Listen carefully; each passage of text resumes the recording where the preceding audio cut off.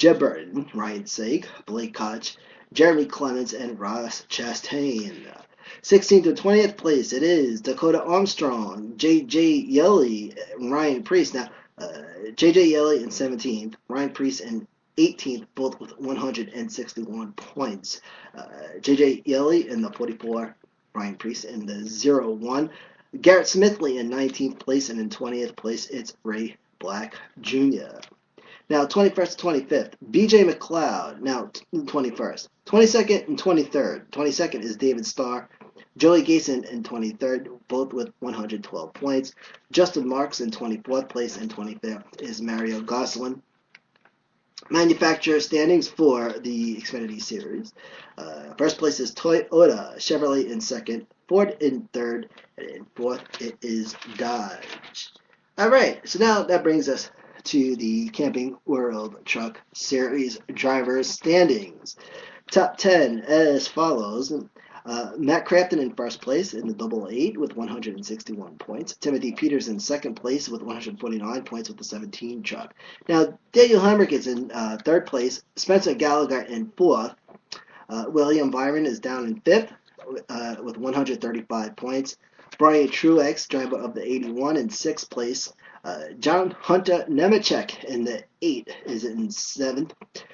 Tyler Reddick in 8th place. Christopher Bella in 9th.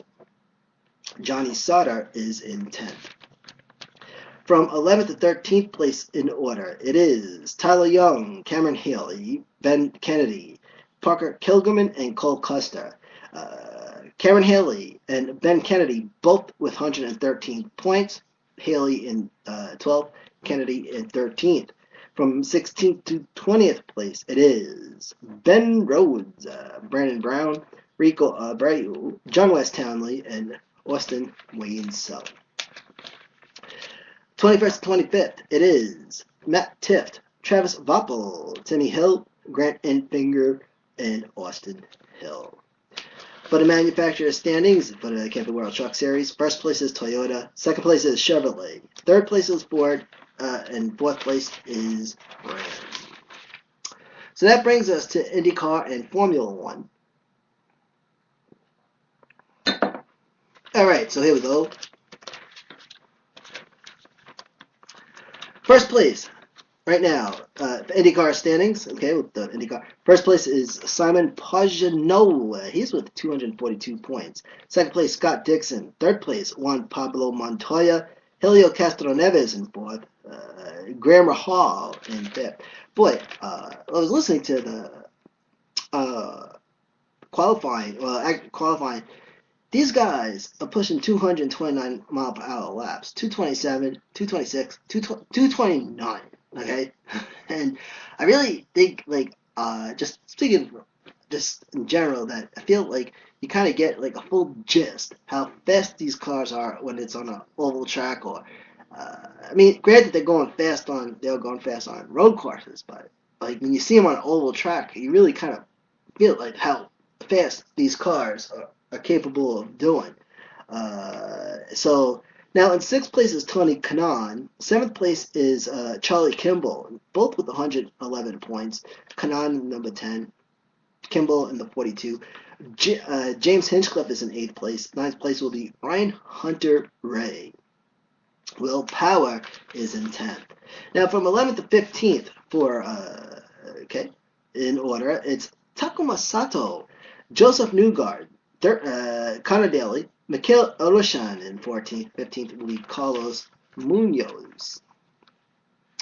From 16th to 20th, you have Max Chilton in the 8 car with 80 points, followed by Alexander Rossi in 17th, Marco Andretti, Sebastian Bourdais, and sitting in 20th is Jax Hawksworth in the 41. And then from 21st to 25th, it's Lucas Filippi, Spencer Pigot, Matt Brabham, Gabby Chavez, and Oriol Servia. Okay, now, all right, let's see what's going on for Formula One. Nico Rosberg is in first place right now. Second place is Kimi Räikkönen. Lewis Hamilton, the winner of last year's Monaco Grand Prix, is in third place with 57 points. Sebastian Vettel in fourth. Daniel Ricciardo in fifth, both with 48 points. Max Verstappen in sixth. Felipe Massa in seventh. Eighth is Valtteri Bottas. Daniil Kvyat. I finally got this guy's name right. I hate getting people's name wrong, but it's Daniil Kvyat. He's in ninth place with 22 points, and Romain Grosjean in 10th place, also with 22 points. Carlos Sainz in 11th place. Fernando Alonso, Sergio Perez, 12th and 13th respectively, both with 8 points. Kevin Magnussen and Nico Hulkenberg, 14th and 15th, and they're both with 6. 16 is Jensen Button, Stoffel Van Dorn in 17th, Julian Palma in 18th, Esteban Gutierrez in 19th, 20th is Marcos Ericsson, then 21st, 22nd, 23rd, Pascal Wehrlein, Felipe Nasser, and Rio Harihito. There you go. Only 23 guys in Formula One. All right, so it's the final stretch segment. So we've got a little bit of news to go through. We're gonna bang that out, and then that's it. So stick around. RP continues.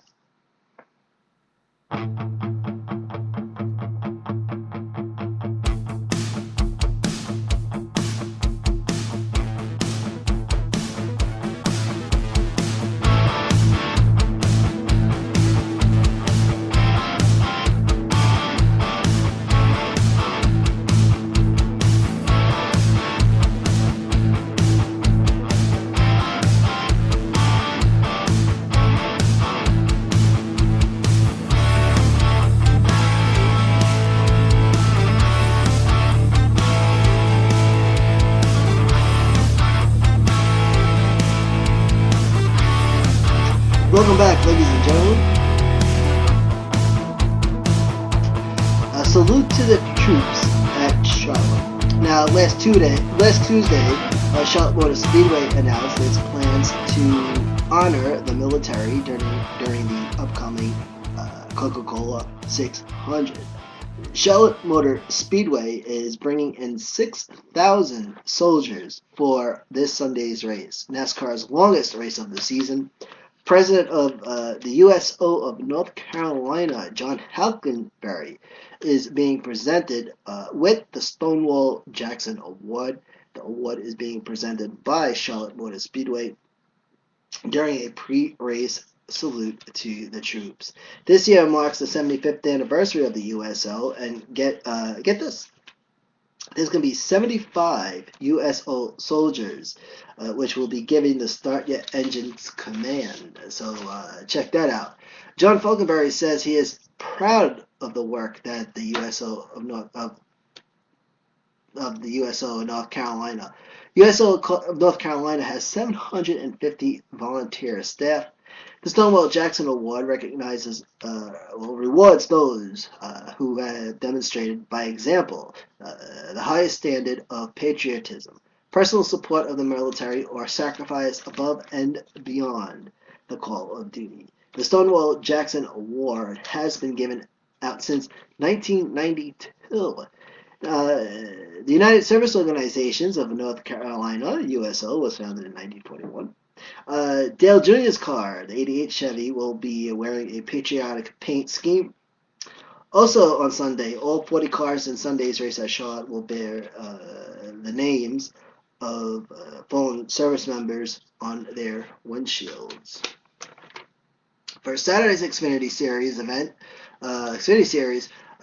drivers will be displaying red, white, and blue Xfinity decals on their cars, and Goodyear will have the words "Support Our Troops" on their tires. By the way, if you're around Jones Beach, okay, this podcast goes to other states and countries, but the Jones Beach Air Show is on, and I was driving around town today.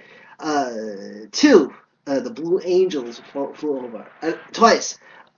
And I was actually getting out of my truck, walking across the parking lot. I had to go do some stuff. And you know when a fighter jet's coming, because it sounds very different from a regular jet. And if you live on Long Island, you have planes flying over all the time. But when you hear the engines from those, they're F-18s, right? You hear those engines coming, you just look up because they're coming, and they did. They flew right over. Two of them, smoke coming out the back and everything, man. It was cool. They were flying pretty low too, man. But it was pretty neat to see them. So, but if you're around the Jones Beach area, you're gonna be in for a treat this weekend as they do the air show out there. And they do some cool stuff out there as well. A lot of people lined up on New Highway over there by Republic Republic Airport to watch all the practice and stuff. It's pretty cool. It's a tradition here out here. A tradition here, out here on Long Island. So a big sponsor change for Matt Kenseth number 20, Joe Gibbs Toyota. Dollar General announced this week that it will end its primary sponsorship of the number 20 at the end of this current 30-race deal. Dollar General is one of the largest sponsorships in NASCAR, a deal that's valued at over $20 million annually. This according to Sports Business Daily. Dollar General has been a sponsor of the number 20 since 2011, which at that time was driven by my guy, Joey Logano. Some other big sponsors for the number 20, Stanley Black & Decker and Bill. So as mentioned, the Indy 500, big numbers of spectators are expected to embark to Speedway, Indiana. They're saying over 300,000 fans are expected to attend the 100th running. The 100th running of the Indy 500. In fact, it has been declared a sellout for the first time in Indy 500 history. The Indianapolis 500, also known as the Indy 500, also known as the Great Spectacle in Racing, the greatest spectacle in racing, one of the three most prestigious motor races, the Triple Crown of Motorsports, the Indy 500, the 24 Hours of Le Mans, and the Monaco Grand Prix. The Indy 500 held on Memorial Day weekend, and a little fact that Memorial Day was once known as Decoration Day, which I found pretty interesting. The inaugural running of the Indy 500 was in 1911, in which it was known as the International Sweepstakes. And then, now, I kind of got this off of Wikipedia, so I'm hoping that whoever put this up on there knew what they're talking about. But 1911, World War II, there was no racing. Nobody was racing during World War II. So that's why that number is off. So you figure 2011 would have been the 100th running. But because those years of World War II, when there was no racing, that's why that number is off. So that it is this year, that 100th running. Now let's see here. Now in 1919, it was known as the Liberty Sweepstakes. But then at 1920 and 1980, they called it the International Sweepstakes. And according to what I read, from 1981 to present, they started calling it the Indianapolis 500. But back in 1911, the inaugural race, the winner was Ray Harmon. The most successful Indy 500 drivers, A.J. Foyt, Al Unser, and Ricky Mears, who each have 4 Indy 500 wins. A.J. Foyt is also a Daytona 500 winner, and a 24 Hours of Daytona winner, and a year 2000 International Motorsports Hall of Fame inductee.